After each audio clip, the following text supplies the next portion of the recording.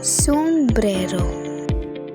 Isang umagang kay ganda ang bumungad sa aking paggising. Malamig ang araw na yon dahil ito'y buwan ng Disyembre. Masarap pa sanang mahiga at matulog. Ang kaso lang may pasok pa ako bilang isang grade 4 student. Ginising na ako ng aking nanay upang kumain ng almusal at maligo. Riel, gising na. Ito na po. Pagdating sa paaralan. Pagkapasok ko ay umupo na ako sa aking silya at hinintay ang matalik kong kaibigan. Sabi ko pa sa aking sarili ng mga araw na yun ay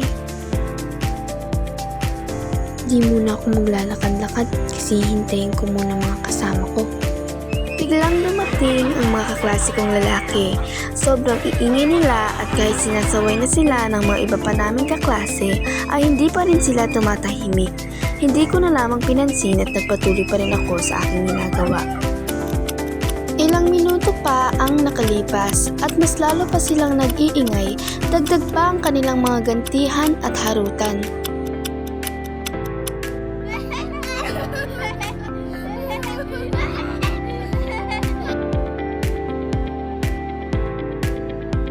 Sa kanilang paglalaro ng sombrero ay naibato nila sa akin, dahilan kung bakit ako natamaan. Aray! Sinong nagbato doon? Nagalit ako at gumanti. Nang nahawakan ko na ang sombrero ay inihagis ko rin papunta sa kanila. Natamaan ang isa sa kanila at biglang umiyak. Uy, bahala na kayo dyan. Alis na ako, baka madamay pa ako. Iyon pala ay noong ibinato ko ang sombrero, sa dulong bahagi ng sombrero na mayroong metal ang tumama sa kanyang noo. Napatingin lahat ng kaklase namin at doon ko lang napagtanto ang kilos na hindi ko naman aakalaing na ganon ang kahihinatnan. Napaiyak na lang din ako at pagkatapos ay humingi ng paumanhin at sinabi na ang iingay nila dahil doon maging siya ay humingi ng paumanhin.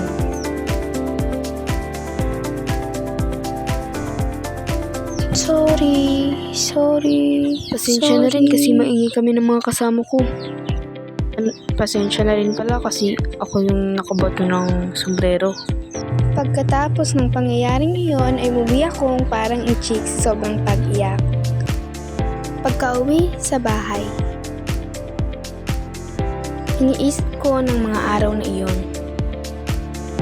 Kung hindi sana nila ibinato sa akin ng sombrero, hindi rin sana siya magkakaroon ng bukol sa noo. At hindi rin sana ako umiyak ng umaga hanggang tanghali. E di sana maayos kaming dalawa.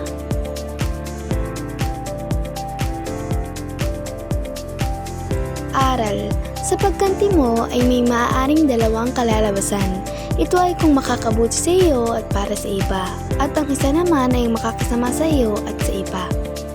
Huwag din tayong magpapadala sa galit at inis kung minsan, kasi baka ikaw pang maging masama.